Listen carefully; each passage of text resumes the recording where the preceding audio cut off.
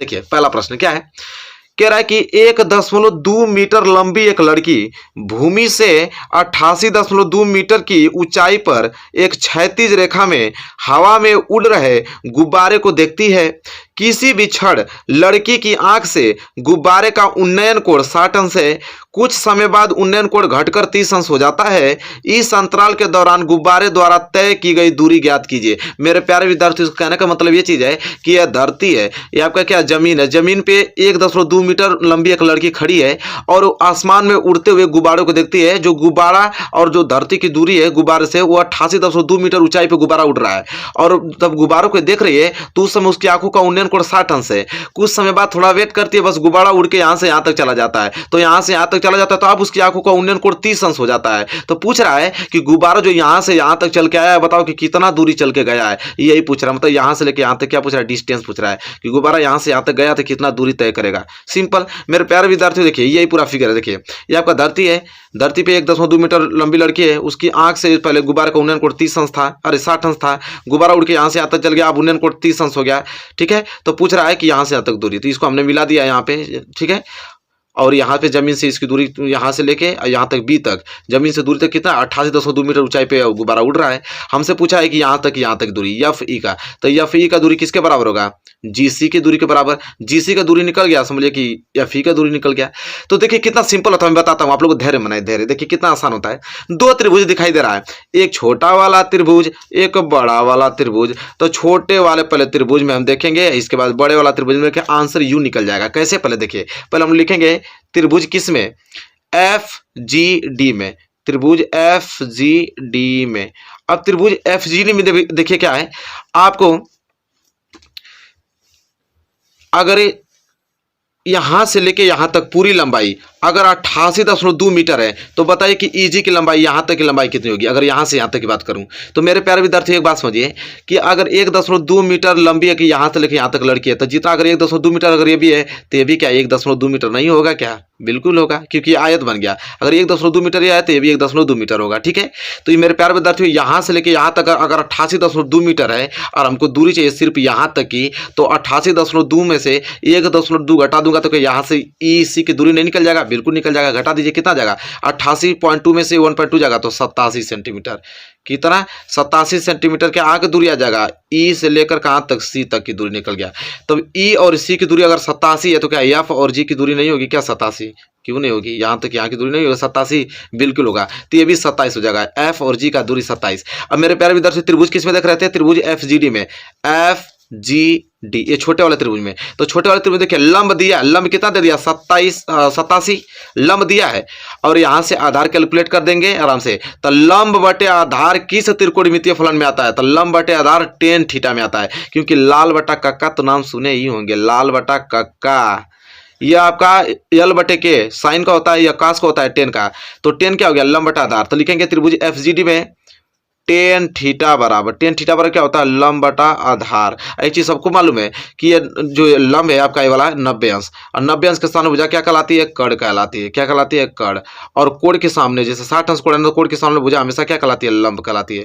तो ये आपका लंब हो गया, ये आपका कड़। तो लंब क्या हमारा एफ जी, तो यहाँ लिखेंगे लंब की जगह हमारा एफ जी, और आधार कितना हमारा डी जी, आधार कितना है डी और जी। अब निकल जाएगा टेन थीटा की जगह रखेंगे तो छोटे त्रिभुज में थीटा कितना है 60 अंश, तो टेन 60 अंश बराबर एफ जी का लंबाई कितना दिया है 87, तो क्या लिखेंगे 87, और डी जी का लंबाई तुमको निकालना है, यहाँ से लेकर डी जी का लंबाई निकल जाएगा कि नहीं, आसान तरीके से निकल जाएगा।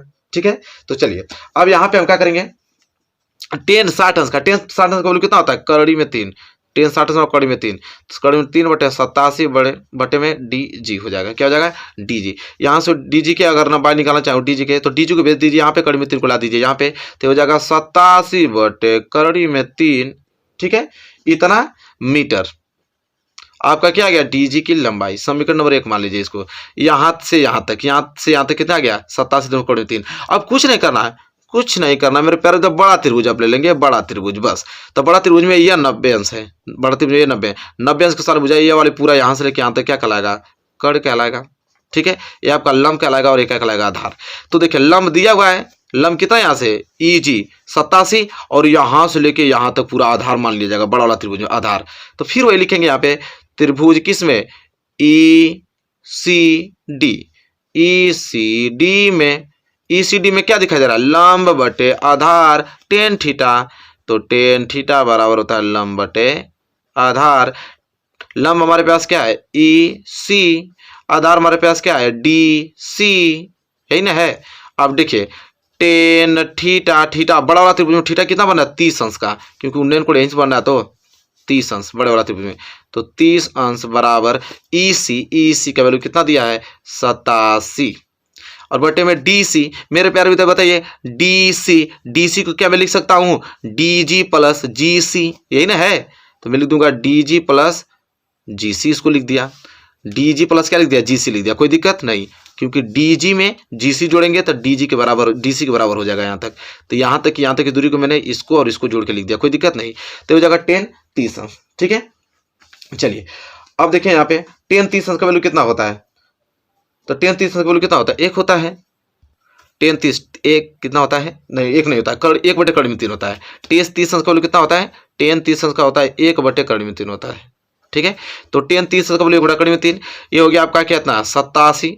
और DG का वैल्यू अभी देखिए, DG का वैल्यू इतना आता है, तो अभी लिखेंगे नहीं, बाद में ये काम करेगा, पहले DG आप उतार लीजिए यहाँ पे, DG प्लस GC। DG का हालांकि वैल्यू दिया है, लिख दूंगा, लेकिन अभी नहीं, कैलकुलेशन आसान बनाते हैं। अब क्या करना है, इसका गुणा इसमें, इसका गुणा इसमें, तो हो जाएगा DG प्लस GC बराबर 87 गुणा में हो जाएगा, तो हो जाएगा 87 कड़ी में 3 हो जाएगा, ठीक है। अब रख लीजिए DG का वैल्यू यहाँ से, DG का वैल्यू कितना है 87 बटे कड़ी में 3 और प्लस GC बराबर हो जाएगा 87 कड़ी में 3। यहाँ से अगर GC में निकालना चाहूँ मेरे प्यारे विद्यार्थियों, तो 87 कड़ी में 3 यह प्लस है, और प्लस उधर जाएगा तो क्या हो जाएगा माइनस 87 कड़ी में 3 आ जाएगा। तो यहाँ से आ जाएगा GC बराबर 87, इसमें भी 87, इसमें भी 87 काम ले लीजिए, तो यहाँ बच जाएगा कड़ी में 3 और माइनस यहाँ 87 से चल जाएगा तो 1 बटे कड़ी में 3 बच जाएगा, ठीक है। यहाँ n बचेगा। तो देखिए 87 हमने काम नहीं किया, बचा। अब करना हमको क्या है यहाँ से कि GC बराबर क्या निकल जाएगा यहाँ से 87 कोष्टक में कड़ी में 3 माइनस 1 बटे कड़ी में 3, यही ना है। यहाँ कुछ नहीं है तो क्या मान लीजिए 1, यहाँ पे एलसीएम क्या जाएगा कड़ी में 3, 1 का भाग देंगे कड़ी में 3 में, तो कड़ी में 3, कड़ी में 3 को गुणा कड़ी में 3 करेंगे तो 3 आ जाएगा, क्योंकि कड़ी में 3 को गुणा कड़ी में 3 करते 3 होता है, माइनस कड़ी में 3 का भाग कड़ी में 3 देंगे तो 1, 1 का गुणा 1 में करेंगे तो 1 आ जाएगा। आइए होगा GC बराबर 87। तो यहाँ से GC बराबर क्या निकल जाएगा 87 गुणे 3 में से 1 जाएगा तो 2 बटे कड़ी में 3। और सबको मालूम है कि कड़ी में 3 नीचे कड़ी में हो ही नहीं सकता भाई, हर हमेशा कड़ी में नहीं होना चाहिए, हर होना ही नहीं चाहिए। अगर हर कड़ी में 3 है, चाहे मतलब हर कोई भी अपरिमेय संख्या नहीं चाहिए, अपरिमेय है तो उसका परिमेय कर दीजिए, कड़ी में 3 का गुणा ऊपर भी, कड़ी में 3 का गुणा नीचे भी। तो हो जाएगा GC बराबर 87 गुणे 2 गुणे कड़ी में 3, अब बटे में कड़ी में 3 का गुणा कड़ी में 3 होगा तो हो जाएगा 3। अब कर दीजिए, 3 से काटिए, 3 दूनी के 6 और 3 नंबर 27। तो GC बराबर 29 गुणे 2 9 दूनी के 18, 2 दूनी के 4 1 5, कितना गया 58 इधर बच गया कड़ी में 3। तो 58 कड़ी में 3 मीटर किस क्या आ गया GC की दूरी आ गया। और GC क्या है, तो GC यहाँ तक है, GC यहाँ तक की दूरी। तो GC का मतलब GC दूरी किसके बराबर है FG के। तो जो यहाँ तक की दूरी हो गई ये यहीं तक की दूरी, तो ये ना पूछा यहाँ से लेके यहाँ तक गुब्बारा कितना गया, तो ये FE की दूरी। तो यहाँ लिख लीजिएगा कि इसलिए GC की दूरी FE के बराबर है, इसलिए FE बराबर भी यही होगा 58 कड़ी में 3। तो हमको मालूम चल गया कि दोनों गुब्बारों के बीच की दूरी कितना है 58 कड़ी में 3 मीटर, यही आंसर होगा। मतलब यहाँ से गुब्बारा यहाँ तक जाने में कितना दूरी किया 58 कड़ी में 3 मीटर दूरी तय किया। तो देखिए यह प्रश्न इतना ज़्यादा महत्वपूर्ण है मेरे प्यारे विद्यार्थियों को, क्या बताया जाए। अब बताइए कैसा लगा है, समझ में नहीं आया है, ऐसा हो ही नहीं सकता कि समझ में ना आया हो। तो बताने का तौर तरीका चाहिए, सिस्टम इस तरह पढ़ाया जाएगा तो आपको कोई भी मैथ में दिक्कत नहीं होगा, आराम से। लॉन्ग इंपोर्टेंट 6 नंबर का दीर्घ-उत्तरीय प्रश्न पूछा जाता है। आई होप क्लियर हो गया होगा आप लोगों को, ठीक है। चलिए पहला प्रश्न क्लियर ना, कोई दिक्कत नहीं होनी चाहिए। और क्वेश्चन नंबर दूसरे की तरफ बढ़ चलते हैं। चलिए मेरे प्यारे विद्यार्थियों, very most important question number दूसरा। अरे भाई प्रश्न यहाँ से बनना तय, प्रश्न बहुत बार एग्जाम में पूछा जाता है, ठीक है। जितना प्रश्न आज डिस्कस करूंगा सभी प्रश्न एकदम समझ लीजिए कि धमाकेदार प्रश्न है सब। 6 नंबर 4 नंबर 6 नंबर 4 2 नंबर का कोई प्रश्न ही हमने नहीं लिया भाई, 4 नंबर 6 नंबर का प्रश्न है सभी। चलिए दूसरा प्रश्न देखिए, एक कार के 2 वाइपर जानते हैं, जो कार में वाइपर लगा होता है, जब बारिश हो जाती है तो उस शीशे पे जब पानी छिटक जाता है तो वाइपर इस तरह साफ करता है उसको, वही बात कर रहा है। एक कार के 2 वाइपर हैं, जो एक दूसरे को आच्छादित नहीं कर, आच्छादित मतलब कि एक दूसरे को क्रॉस नहीं करते, दोनों इस तरह लगे हुए हैं। तो साफ करेगा तो एक अगर इस तरह साफ करेगा तो पीछे से दूसरा का भी इस तरह साफ करते जाएगा, यही चीज़ करा है। आच्छादित नहीं करते मतलब एक दूसरे को क्रॉस नहीं करते, इस तरह सटे होते हैं, इस तरह क्या करेगा, अगर यह संगे संगे इसको साफ करेगा तो ये पीछे से भी साफ करते जाएगा 2 बार में। ठीक है, ये चीज़ है। तो एक कार के 2 वाइपर हैं जो एक दूसरे को आच्छादित नहीं करते हैं। प्रत्येक वाइपर के पत्ती की जो लंबाई हो 8 सेंटीमीटर है और जो 120 अंश के कोण तक घूमकर सफाई कर सकती हैं। पत्तियों के प्रत्येक बुहार पर साफ हुए भाग का क्षेत्रफल ज्ञात कीजिए। मेरे प्यारे विद्यार्थी देखिए 2 वाइपर है ना, देखिए समझिए 2 वाइपर हैं इस तरह, ये मान लेता हूँ कि वाइपर होता है, यहाँ से ये इस तरह साफ करते गया, देखिए मान लेता हूँ ये इस तरह वाइपर इस तरह लटका है, इस तरह साफ करके गया वाइपर।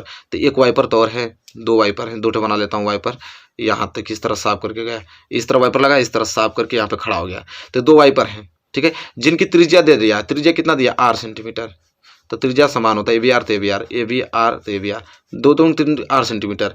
और यह कितना कोण बनाते हैं 120 अंश, 120 अंश के कोण पर यह घूमता है, 120 अंश, तो ये भी घूमेगा भाई उतना ही 120 अंश कोण पर घूमता है। ठीक है, 120 कोण पे घूमता है। कह रहा है कि यही बताइए कि कितना घूम के क्षेत्रफल सफाई किया है, यहाँ से यहाँ तक साफ किया है शीशा को, तो कितना क्षेत्रफल ये वाला, कितना क्षेत्रफल साफ किया है, ये भी कितना क्षेत्रफल, दोनों को बताना है साथ में ही, दोनों का। तो भाई ये तो देखिए त्रिज्यखंड बन रहा है, क्या बन रहा है त्रिज्यखंड, मतलब ये त्रिज्यखंड का क्षेत्रफल निकल जाएगा।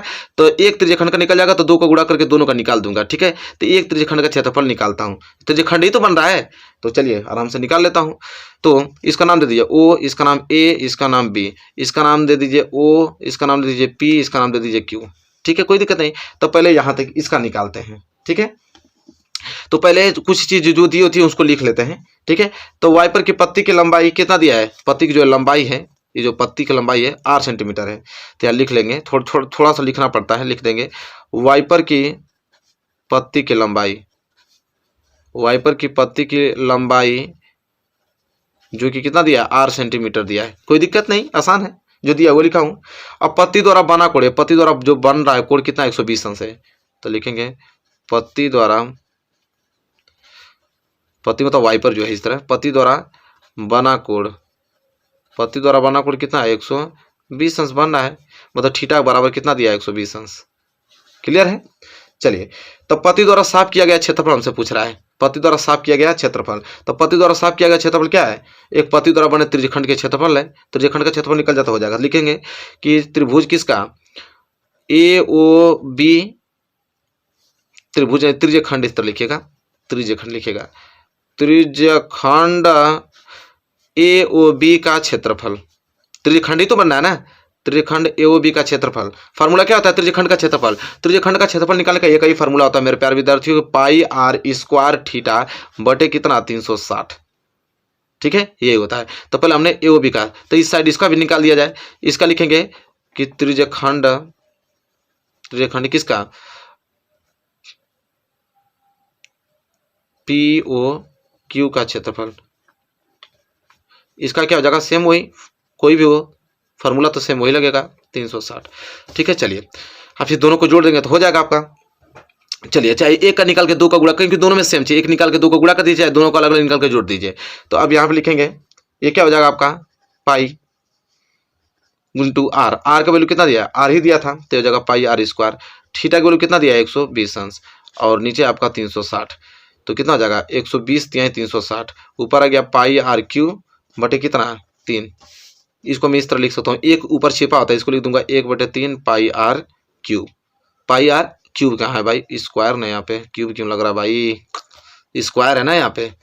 इसी तरह यहाँ पे पाई आर स्क्वायर, थीटा बोलो कितना हो जाएगा 120 बटे 360, वही आंसर आएगा 20 या 160 पाई आर स्क्वायर बटे 3, इसको हो जाएगा 101/3 पाई आर स्क्वायर।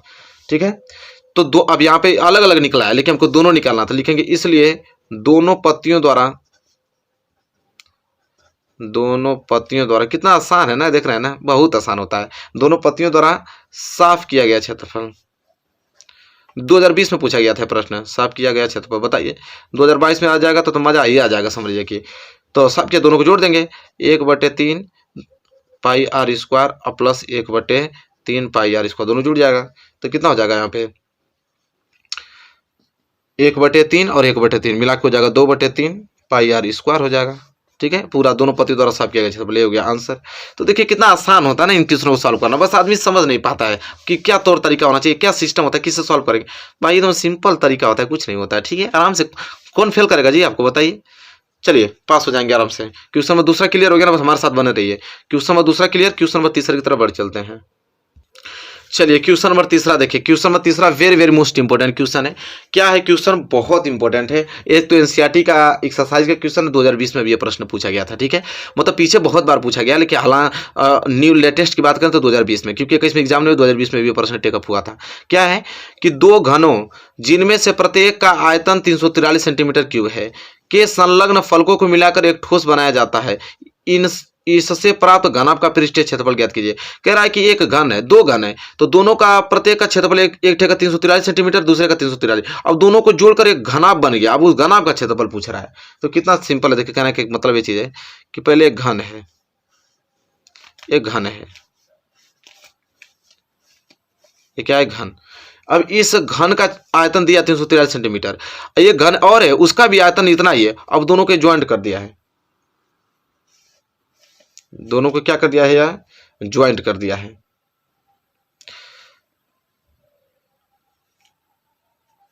यहां तक हो गया, चलिए यहां तक हो गया ना।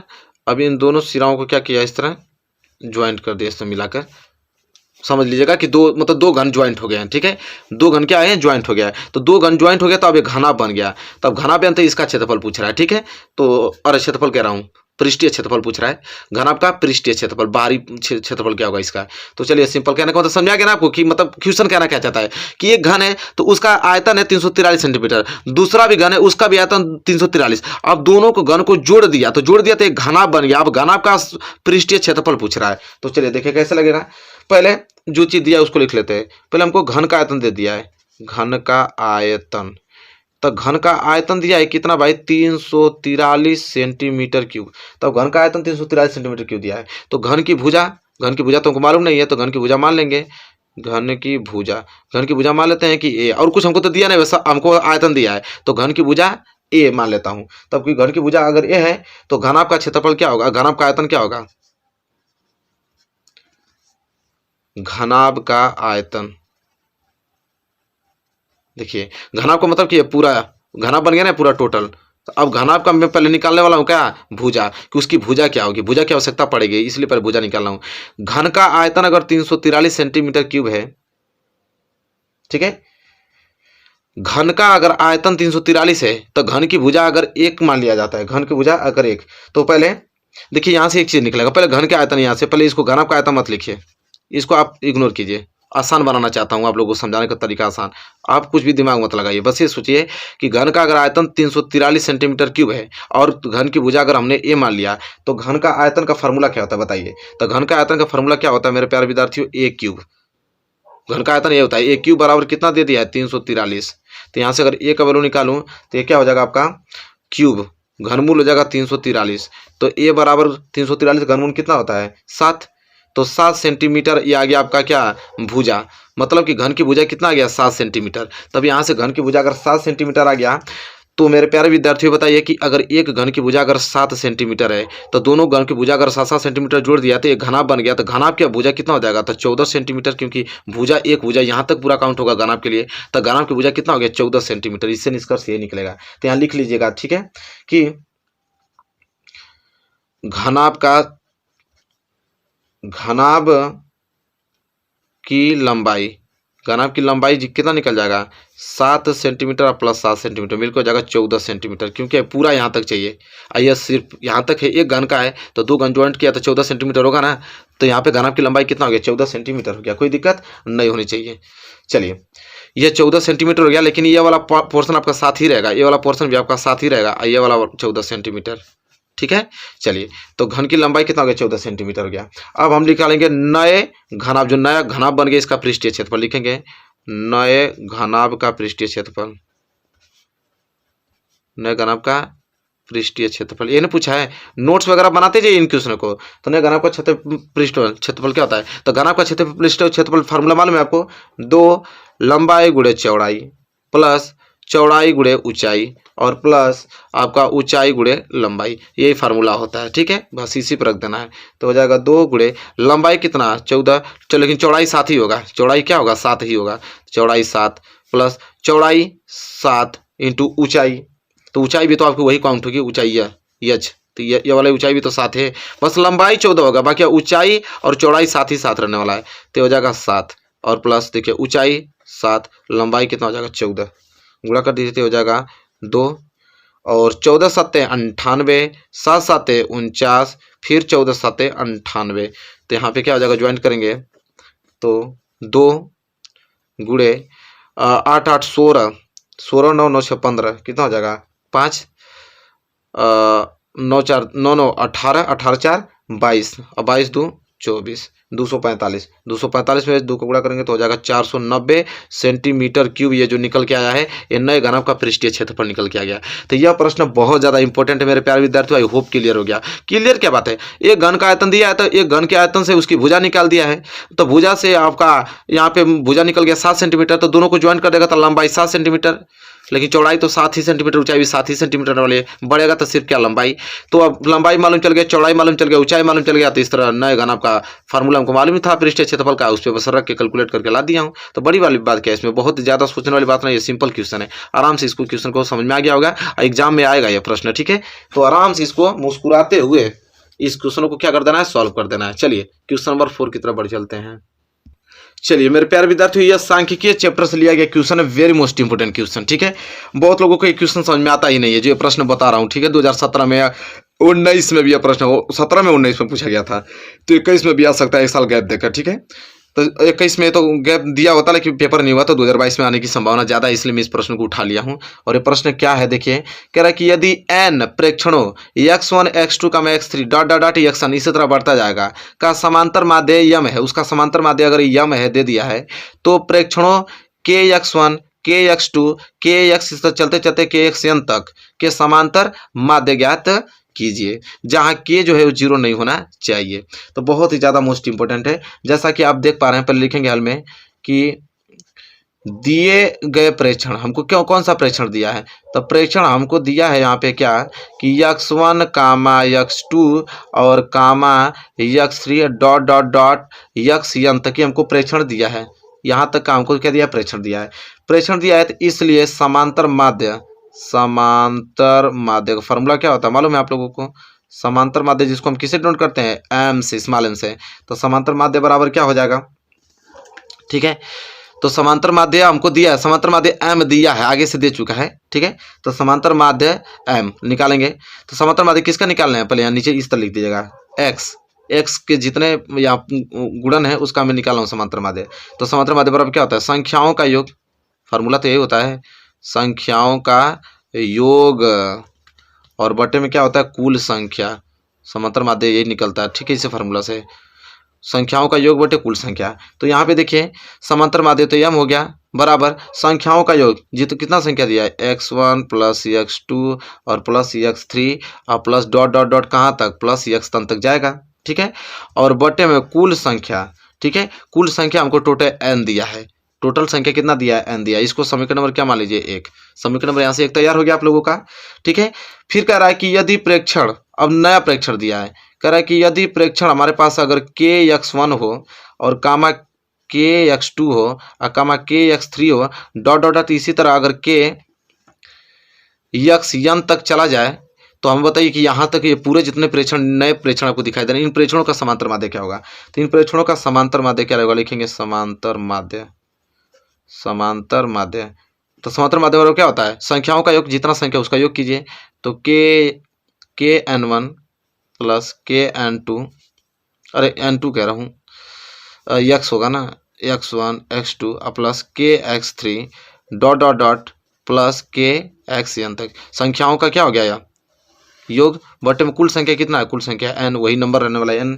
ठीक है, अब यहाँ से देखिए क्या होगा, इसमें भी के कामन लीजिए, के कामन ले लेंगे तो यहाँ बच जाएगा आपका x1 प्लस x2 और प्लस x3 और डॉट प्लस प्लस कहाँ तक जाएगा xn तक जाएगा।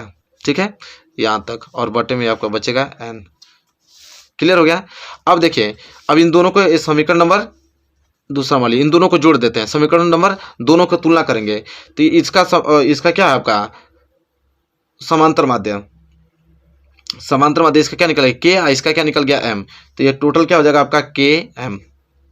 ठीक है, ठीक है, समझ में आया क्या कहना चाह रहा हूँ? तो समझ लीजिए m बराबर इतना वैल्यू ना, m का पूरा वैल्यू इतना है, तो अगर मैं इतना वैल्यू को अगर m कह रहा हूँ तो क्या इतना की जगह m नहीं लिख सकता हूँ? तो आराम से लिख सकता हूँ। तो इतना वैल्यू आपको आया है, इतना वैल्यू m लिख दूंगा तो हो जाएगा k और गुड़े इतना वैल्यू को हमने क्या लिख दिया m, तो k का गुड़ा m होगा तो k m ही तो आएगा। लीजिए ये बात कहाँ से आया है? तो समीकरण 1 से। कहाँ से? समीकरण 1 से। तो देखिए कितना सिंपल है। ठीक है, तो समांतर माध्यम मालूम चल गया ना, के एम होगा आंसर। तो ये प्रश्न बहुत लोगों को समझ में नहीं आता, लेकिन अब आपको समझ में आ गया होगा कि प्रश्न कैसे सॉल्व होगा। ठीक है मेरे प्यारे विद्यार्थियों, आई होप क्लियर हो गया होगा प्रश्न अच्छे तरीके से। चलिए क्वेश्चन नंबर 4 था, क्लियर हो गया। अब हम बढ़ेंगे अगले क्वेश्चन की ओर, क्वेश्चन नंबर 5 की तरफ, और उसको देखेंगे। चलिए मेरे प्यारे विद्यार्थी क्वेश्चन नंबर 5, यह क्वेश्चन कॉमन क्वेश्चन है मेरे प्यारे विद्यार्थी, यहाँ से बनना क्वेश्चन तय है, फिक्स है कि क्वेश्चन बनेगा। ठीक है, इसलिए मैं आप लोगों को कह रहा हूँ जो क्वेश्चन बताया जा रहा है उसको तैयार करके जाइएगा। ठीक है, 90% या 100% बहुत आम बात है, आराम से ला लेंगे। ठीक है, एग्जाम तक मैं इतना आप लोगों को पढ़ा दूंगा, और ये प्रश्न एकदम बनेंगे, जो मैं प्रश्न बताऊँ हूबहू यही प्रश्न छप के आएंगे। ठीक है, बस अंक आपको चेंज हो जाएंगे, नहीं तो यही जो मैं उठाया हूँ वही आ सकता है। ठीक है, अन्यथा क्वेश्चन इसी प्रकार के आएंगे, बस यहाँ पे अंक 1/5 की जगह 2 का देगा, यहाँ कर देगा। ठीक है, बस बाकी मेथड पूरा तौर तरीका ये होने वाला है। तो देखिए एक सवाल समझ लेंगे तो उसके आधार पर 20 सवाल का 20 कर लेंगे आप।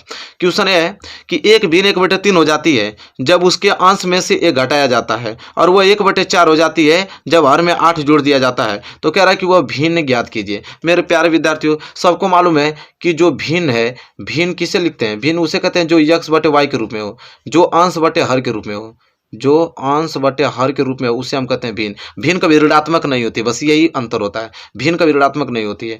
जिसे हम यह अंश बटे हर के रूप में लिखते हैं उसे हम भिन्न कहते हैं। तो हमको भिन्न ही पूछा है ना, तो मान लेते हैं कि नया भिन्न होगा x/y, जिसमें x अंश है और y हर है। तो लिखेंगे माना भिन्न, क्योंकि जो पूछता है उसी को तो मानना पड़ता है। माना भिन्न x/y है जहां, यहाँ पे लिख लीजिए, जहां अंश बराबर x और हर बराबर क्या है y। ठीक है, यहाँ हो गया। अब प्रश्नानुसार जो प्रश्न बोलेगा उसी के अनुसार बस ढल जाइए, बस आंसर आपको मिल जाएगा। प्रश्न हमको बोला है कि 1 भिन्न 1/3 हो जाती है जब उसके अंश में से 1 घटाया जाता है। मेरे प्यारे विद्यार्थी, हमारे पास भिन्न क्या है? x/y तो है। कह रहा है ना कि उसमें से अगर अंश में से 1 घटा दिया जाए, अंश मतलब x में से अगर 1 घटा देता हूं तो वह भिन्न बन जाती है 1/3 बस।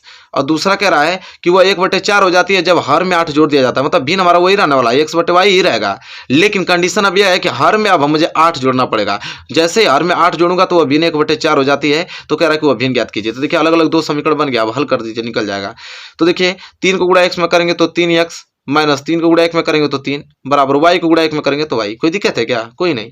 यहाँ से हो जाएगा 3x प्लस y इधर आएगा तो माइनस y, बराबर +3 इधर जाएगा तो, और -3 इधर जाएगा तो +3। कोई दिक्कत? कोई दिक्कत है इसमें? कोई दिक्कत नहीं, आराम से हो जाएगा। ठीक है, इधर देखिए 4 गुणा x में करेंगे तो 4x, बराबर y + 8 गुणा 1 में करेंगे तो y + 8 ही आने वाला है। तो हो जाएगा 4x प्लस y इधर आएगा तो -y, बराबर क्या आ गया? 8 आ गया। ठीक है, तो यहाँ से हल कर लीजिए आराम से।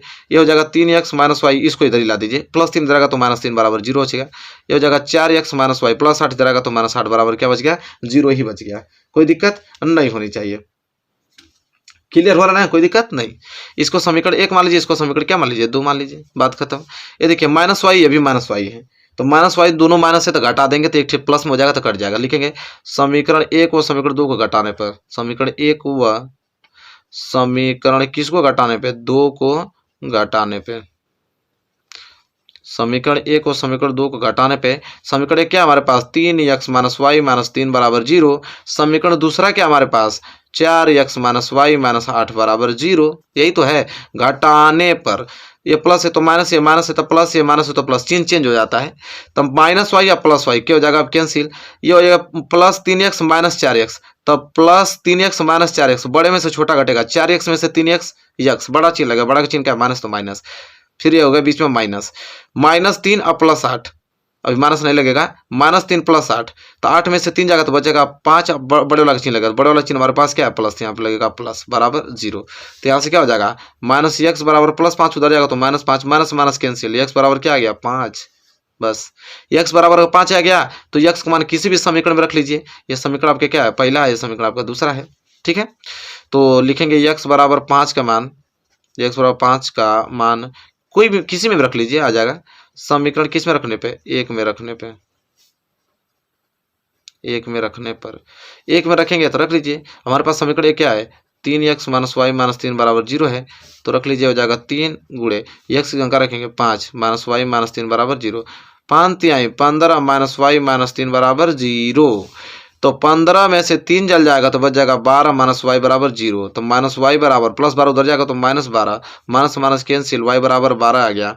x बराबर 5 वाई बराबर 12। तो लास्ट में हमसे पूछा है कि अतः वह भिन्न क्या होगा, तो अतः वह भिन्न जो होगा, भिन्न को हमने माना था x बटे वाई, तो x का वैल्यू 5, वाई का वैल्यू 12, अतः वह भिन्न 5 बटे 12। बताइए क्या दिक्कत है, कोई दिक्कत है क्या? बिल्कुल आसान आसान प्रश्न है भाई, लगा के जाइए, एग्जाम में तहलका मचाइए। देखता हूँ कौन आपको रोकता है फेल होने से, ठीक है, अरे पास होने से, सॉरी फेल होने से कह रहा हूँ, पास होने से, ठीक है, कोई दिक्कत नहीं है। चलिए क्वेश्चन नंबर 5, कोई फेल कर सकता है आपको, कोई नहीं कर सकता है। क्वेश्चन नंबर 5 क्लियर हो गया ना, क्वेश्चन नंबर 6 की तरफ बढ़ चलते हैं, चलिए देखते हैं। चलिए मेरे प्यारे विद्यार्थियों, यह प्रश्न मार्क्स लगा लीजिए, एकदम बहुत ही स्टार बना लीजिए कि यह प्रश्न आना ही तय है। इस बात की गारंटी मैं लेता हूँ, 100% की गारंटी कि यह प्रश्न आएगा। इसलिए आएगा क्योंकि ये प्रश्न ऐसा ही है भाई, अब सिलेबस में भी दिया है 30% कट के बाद जो आप लोगों को सिलेबस उसमें बोला है कि पूर्ण वर्ग विधि बनाकर समीकरणों को कैसे हल करते हैं, यह आना तय है, ठीक है। तो देखिए कह रहा है कि द्विघात समीकरण, द्विघात समीकरण दे दिया आपको, 5x स्क्वायर माइनस 8x बराबर 4 को अब हमको पूर्ण वर्ग बनाकर हमको इसको क्या करना है, हल करना है। पूर्ण वर्ग बनाकर इसको हल करना है। पूर्ण वर्ग बनाने का दो ही नियम होता है, पहले कि x स्क्वायर के गुणांक को 1 बनाइए, x स्क्वायर के गुणांक को सर्वप्रथम हमको 1 बनाना है। इसके बाद x के जो x का गुणांक होता है, x का गुणांक को आधा कर फिर उसके वर्ग को जोड़ते हैं, फिर क्या करते हैं, घटाते हैं। यही दो नियम चलता है, बाकी पूरा हल हो जाएगा। तो चलिए हल करते हैं। हल में सबसे पहले समीकरण हमको जो दिया है उसको उतारेंगे। द्विघात समीकरण दिया है 5x स्क्वायर माइनस 8x और बराबर क्या दे रखा है, 4। सर्वप्रथम करेंगे 4 को इधर लाइए, तो हो जाएगा 5x square minus 8x plus 4 इधर आएगा तो माइनस 4 बराबर 0। किसी को आपत्ति यहाँ तक नहीं होनी चाहिए। अब हमको बताइए कि x स्क्वायर के गुणांक को 1 बनाना है, तो 5 से भाग देंगे तो 5 से 5 कटेगा तभी तो 1 होगा ना। तो x स्क्वायर गुणांक को 1 बनाना है, तो हम सबसे पहले लिखेंगे कि x स्क्वायर के गुणांक, x स्क्वायर गुणांक 5 है तो इस 5 से ही भाग दे देंगे, तो लिखेंगे x स्क्वायर के गुणांक को, एक्स स्क्वायर गुणांक क्या है, 5, तो जो भी एक्स स्क्वायर गुणांक होगा उसी से पहले भाग देंगे। पहला नियम यही होता है कि एक्स स्क्वायर गुणांक जो भी होगा उसी से पूरे में भाग दे दीजिए। तो एक्स स्क्वायर के गुणांक को, इसको समीकरण 1 मान लीजिए, एक्स स्क्वायर के गुणांक को समीकरण 1 में क्या करने पे, भाग देने पे, भाग देने पहले यही काम ही करना है। पहले उतार के जो बायां, देखिए दायां पक्ष हमेशा 0 होना चाहिए, दायां पक्ष 0 करके इधर सबको ला लीजिए। लाने के बाद पहला काम यही करना है, एक्स स्क्वायर गुणांक जो भी होगा उससे सब में भाग दीजिए। सब में भाग देंगे, एक्स स्क्वायर गुणांक 5 है, सब में भाग देंगे तो हो जाएगा 5x स्क्वायर बटे 5। इसमें भी जाएगा, इसमें भाग जाएगा तो हो जाएगा 8x बटे 5, इसमें भी भाग जाएगा तो हो जाएगा 4 बटे 5 बराबर 0। भाग देने से ये मालूम चला कि 5 से 5 कैंसिल हो गया। तो देखिए एक्स स्क्वायर माइनस 8x, मतलब इसको मैं ऐसे लिख सकता हूँ 8 बटे 5x माइनस 4 बटे 5 बराबर 0। ठीक है, यहाँ तक काम हो गया ना। अब इसके बाद दूसरा काम क्या होता है कि एक्स स्क्वायर का गुणांक हमारे पास 8 बटे 5 आ गया। अब 8 बटे 5 का आधा कर दीजिए। 8 बटे 5 का आधा का मतलब कि आधा का मतलब 1 बटे 2 से गुणा कर दीजिए। तो गुणा करेंगे तो हो जाएगा 2 चौको 8, तो हो जाएगा 4 बटे 5। अब 4 बटे 5 का में वर्ग कर दीजिए। 4 बटे 5 का वर्ग क्या हो जाएगा, 4 बटे 5 का स्क्वायर। अब 4 बटे 5 का स्क्वायर जोड़ना है और उसी को क्या कर देना है, घटाना है। ठीक है, यह काम करना है। तो चलिए देखते हैं भाई। तो यहां पे लिखेंगे कि दोनों ओर लिखना पड़ेगा, लिखेंगे दोनों ओर, दोनों ओर क्या, एक ही ओर, मतलब दोनों ओर का मतलब इधर अगर इसको भेज देंगे तब ऐसे डायरेक्ट लिखिए, इस तरह लिखिए यक्स के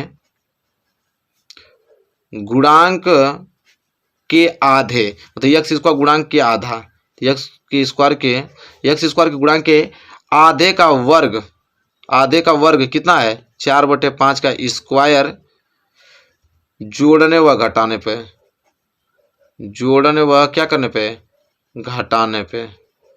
अब जोड़ने व घटाने में मतलब चलिए अब क्या होगा, एक्स स्क्वायर माइनस 8 बटे 5 एक्स, यहाँ तक तो ठीक। इसके बाद जोड़ूंगा क्या, तो 4 बटे 5 का स्क्वायर जोड़ दूंगा और फिर माइनस 4 बटे 5 का स्क्वायर घटा दूंगा। ठीक है, इधर बच गया आपका माइनस 4 बटे 5, ये वाला पोर्शन बराबर क्या आ गया, 0 आ गया। ठीक है। अब इसको हल कर देते हैं। देखिए यहाँ तक जो आपका पेयर हमेशा जो भी बनेगा यहाँ तक पेयर वो हमेशा या तो ए प्लस बी का होल स्क्वायर होगा या तो ए माइनस बी का होल स्क्वायर होगा यहाँ तक के पेयर में। कैसे पहचानेंगे? तो ए प्लस बी का होल स्क्वायर कब होगा? जब दोनों प्लस में रहेगा। जब दोनों चीज प्लस में रहेगा तो वो ए प्लस बी का होल स्क्वायर होगा, जो कि इसको ए मान लेंगे और लास्ट वाले को बी मान लेंगे। अगर दोनों में से कोई भी एक माइनस आ गया, मतलब एक प्लस और एक माइनस इस तरह आ गया, एक प्लस एक माइनस, तो समझिए कि वो ए माइनस बी का होल स्क्वायर है। पहले वाले को ए मानेंगे, लास्ट वाले को बी मानेंगे। तो देखिए यहाँ पे एक माइनस आ गया एक प्लस आ गया, तो हमने समझ लिया कि तो ए माइनस बी का होल स्क्वायर है भाई। तो इसको हमने ए मानूंगा तो मतलब यक्स माइनस इसको भी मानूंगा तो 4/5 हमको मालूम चलेगा, तो 4/यक्स माइनस 4/5 का होल स्क्वायर है। तो यहाँ तक का पोर्शन तो आपका यक्स माइनस 4/5 का होल स्क्वायर हो गया। अब यहाँ तक के पोर्शन को सॉल्व कर देंगे तो हो जाएगा माइनस 4 का स्क्वायर करेंगे तो 16, 5 का स्क्वायर करेंगे तो 25, और हो जाएगा माइनस 4/5 बराबर क्या हो गया? 0 हो गया। अब यह होगा यक्स स्क्वायर माइनस 4/5 का क्या है? होल स्क्वायर बराबर माइनस 4/5 उधर जाएगा तो प्लस 4/5, माइनस 16/25 हो जाएगा तो प्लस 16 क्या आ जाएगा? 25। कोई दिक्कत नहीं। तो हो जाएगा यक्स स्क्वायर माइनस 4/5 का क्या? होल स्क्वायर बराबर एलसीएम कितना हो जाएगा? 25। तो 5 से भाग देंगे तो 5 5 25, 5 5 को 20 और प्लस 25 से कम 25 एक को गुणा 16 में करेंगे तो क्या आ जाएगा? 16 आ जाएगा। तो हो जाएगा यक्स स्क्वायर माइनस 4/5 का क्या हो जाएगा? होल स्क्वायर बराबर जोड़िए कितना हो जाएगा? 36 बटे कितना आ गया? 25। 36 से 25 का मतलब हो गया कि यक्स स्क्वायर माइनस 4/5 स्क्वायर का है भाई। इस तरह मैं स्क्वायर लिखते आ रहा हूँ क्या? ओहो, यहाँ पे स्क्वायर क्यों होगा भाई? बड़ा मिस्टेक हो रहा है भाई। यहाँ पे स्क्वायर थोड़ी होगा, यक्स माइनस 4/5 ना है, यह मिस्टेक हो गया, थोड़ा इसको सही कर लीजिएगा। यहाँ स्क्वायर थोड़ी होगा, ये तो यक्स माइनस 4/5 है। अब देखिए यक्स माइनस 4/5 का होल स्क्वायर, यह होल स्क्वायर है, उधर भेज दूंगा तो यह क्या हो जाएगा? वर्गमूल में चला जाएगा, क्योंकि कोई चीज़ वर्ग इधर रहती है, वर्ग को तब इधर भेजते हैं तो वर्गमूल में चला जाता है। तो वर्ग तो हो जाएगा तो वर्गमूल में, मतलब वर्गमूल तो करनी में हो जाएगा। 36 बटे कितना है? 25। 36 से 25 मतलब हो जाएगा यक्स माइनस 4/5 बराबर 36 का वर्गमूल। देखिए वर्गमूल हमेशा प्लस माइनस में निकलता है, तो हो जाएगा प्लस माइनस 36 का वर्गमूल 6 और 25 का वर्गमूल 5। ठीक है। तो हम एक और चिन्ह पॉजिटिव लेंगे, एक चिन्ह निगेटिव लेंगे, तो लिखेंगे पॉजिटिव लेने पे, पॉजिटिव लेंगे तो हो जाएगा यक्स माइनस 4/5 बराबर यहाँ 6/5, मतलब पॉजिटिव हो गया। तो यक्स बराबर क्या हो जाएगा? 6/5 माइनस 4/5 उधर जाएगा तो प्लस 4/5।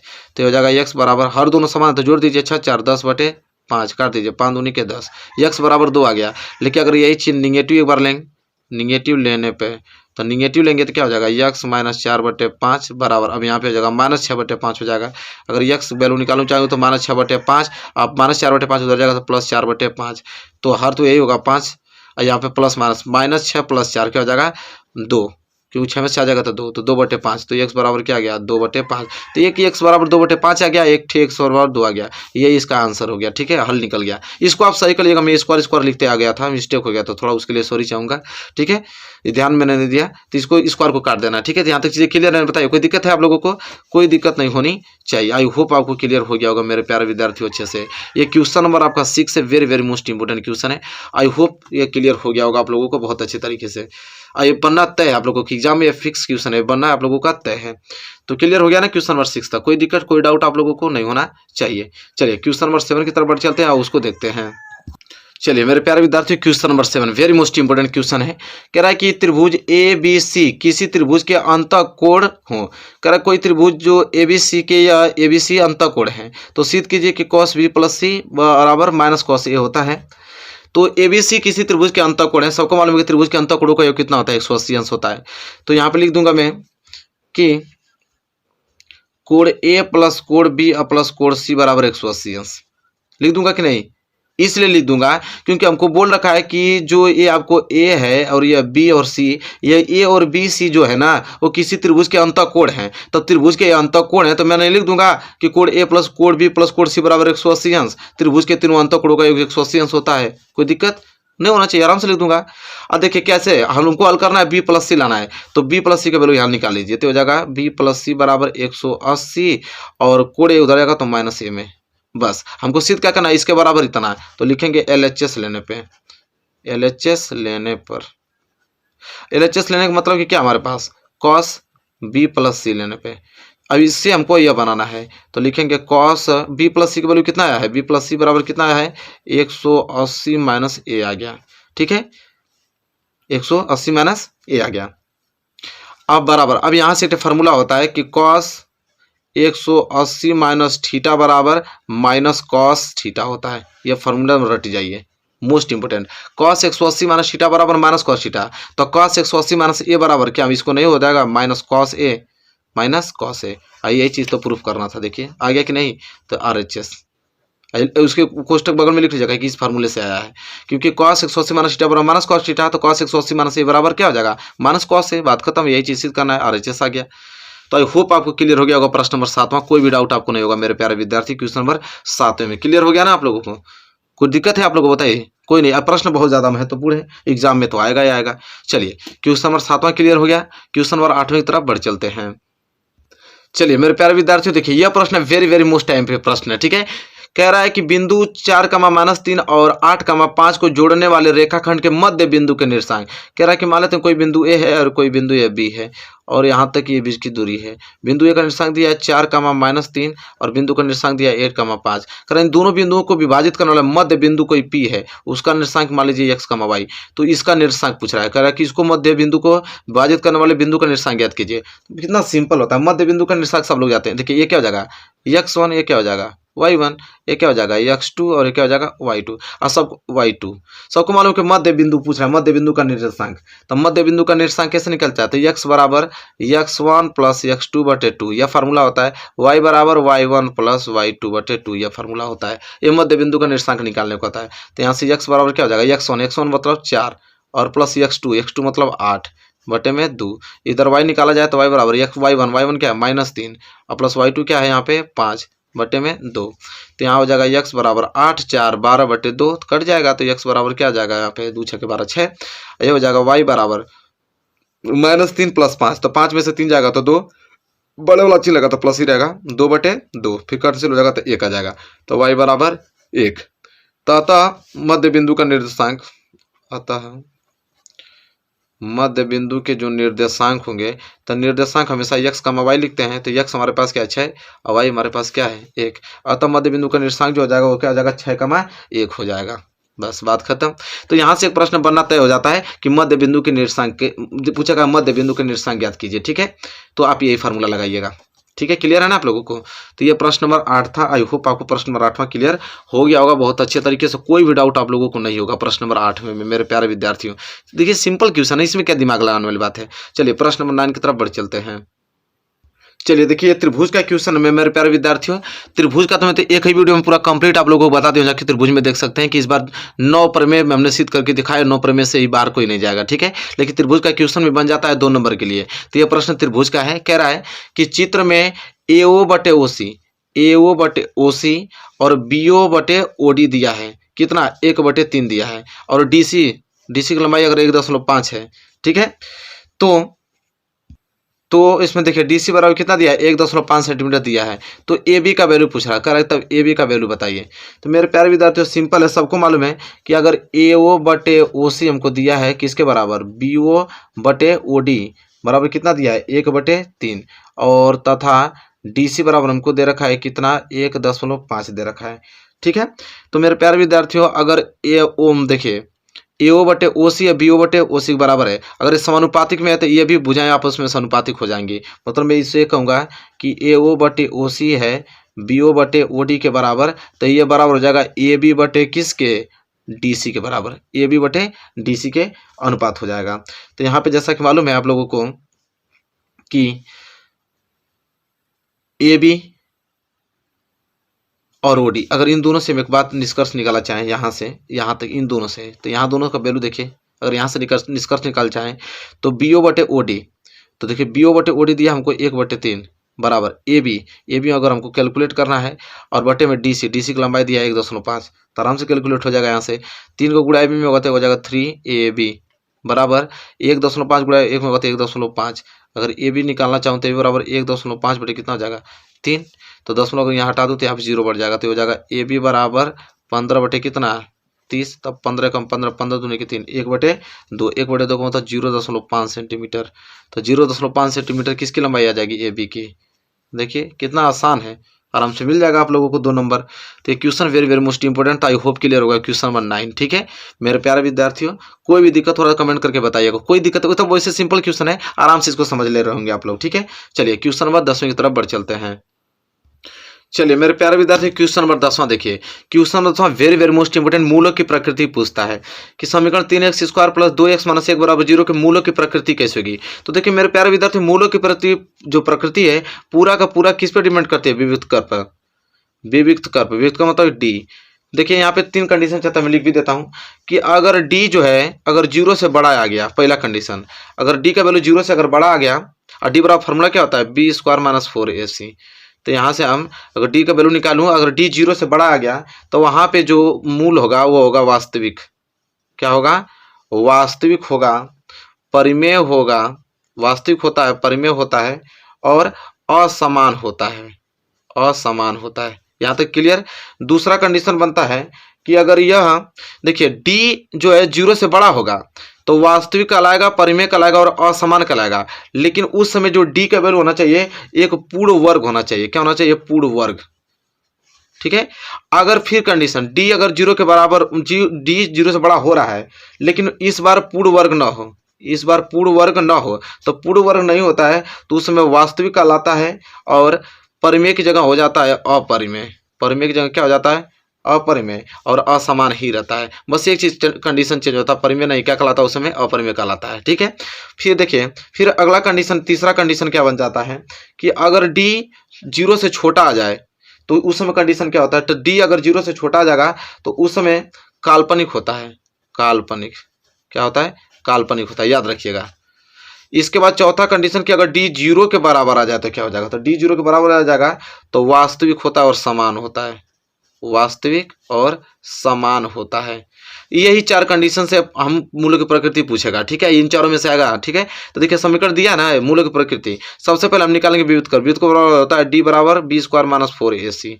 तो ये निकालने के लिए हमें एबीसी की वैल्यू चाहिए, तो एबीसी की वैल्यू निकलेगा 3x square plus 2x minus 1 बराबर 0। ये ना दिया है तो द्विघात समीकरण का स्ट्रक्चर क्या होता है, ax square plus bx plus c बराबर 0। इससे हम तुलना करेंगे इसकी स्ट्रक्चर से, तो एक्स स्क्वायर से एक्स स्क्वायर कैंसिल, तो हो जाएगा a बराबर कितना 3। ठीक है। इसी तरह x से यह x कैंसिल हो जाएगा तो क्या आ जाएगा b बराबर 2, और यहाँ से c बराबर क्या आ जाएगा आपका माइनस के 1 आ जाएगा। c बराबर क्या आ जाएगा माइनस के 1। तो यहाँ से निकल जाएगा आपका एबीसी का वैल्यू निकल गया। तो रख लीजिए डी बराबर बी स्क्वायर, बी हमारे पास क्या -2, तो हो जाएगा -2 का होल स्क्वायर, फिर -4 इंटू ए कितना गया 3, और सी कितना गया -1। हल करेंगे तो डी बराबर क्या आ जाएगा, -2 का स्क्वायर क्या हो जाएगा 4। ठीक है। -2 का स्क्वायर क्या होता है 4, माइनस माइनस गुणा होता है प्लस, 4 3 12, 12 कम 12, तो यहाँ डी बराबर क्या आ गया 12 4 16। तब डी बराबर 16, जहाँ कि हम देख पा रहे हैं कि डी 0 से बड़ा है लेकिन 16 एक पूर्ण वर्ग होता है किसका, 4 का। तो पूर्ण वर्ग है और 0 से क्या है, बड़ा है। तो अभी बताया हूँ कि पूर्ण वर्ग रहे 0 से बड़ा तो वास्तविक होता है, परिमेय होता है और असमान होता है। ये नहीं होता है तो आराम से लिख लेंगे इसको कि यह वास्तविक, इसके मूल जो होंगे वास्तविक होंगे और परिमेय होंगे और असमान होंगे, असमान। देखिए तो अब इन्हीं चारों में से आएगा। ठीक है, इससे बाहर जाता ही नहीं है। तो मेरे प्यारे विद्यार्थियों ये वाला प्रश्न अब बहुत इंपॉर्टेंट है, मूलों की प्रकृति पूछेगा। ठीक है, एग्जाम में इसको पूरे प्रश्न, जितना प्रश्न मैं बता रहा हूँ पूरे प्रश्नों के कॉपी पे लिखिए, जैसे जैसे बता रहा हूँ उससे नोट्स बना लीजिए अच्छे से। ठीक है, नोट्स बना के उन क्वेश्चनों की बस आपको प्रैक्टिस करनी है और अपने क्वेश्चन बैंक से आप क्वेश्चन लगाते रहिए। और ये जो मैं बता रहा हूँ मोस्ट इम्पोर्टेंट, इस पर ज़्यादा हाईलाइटेड आपको देना है क्योंकि यही प्रश्न आपके बोर्ड एग्जाम में आने वाले हैं। ठीक है, पूरा एनालाइज करके मैं ये सारे प्रश्नों को बता रहा हूँ और ये बनेंगे भी प्रश्न। तो मेरे प्यारे विद्यार्थियों आई होप आपको क्लियर हो गया होगा। ठीक है, अच्छे तरीके से। तो मेरे प्यारे विद्यार्थी बताइए वीडियो आपको कैसी लगी। वीडियो अच्छी लगी हो तो प्लीज़ लाइक कीजिएगा, चैनल पर नए तो चैनल को सब्सक्राइब कर लीजिए, जल्दी जल्दी शेयर कीजिए और 90% इस बार आना ही चाहिए। तो मिलेंगे एक प्यारे से नेक्स्ट वीडियो में, तब तक के लिए धन्यवाद।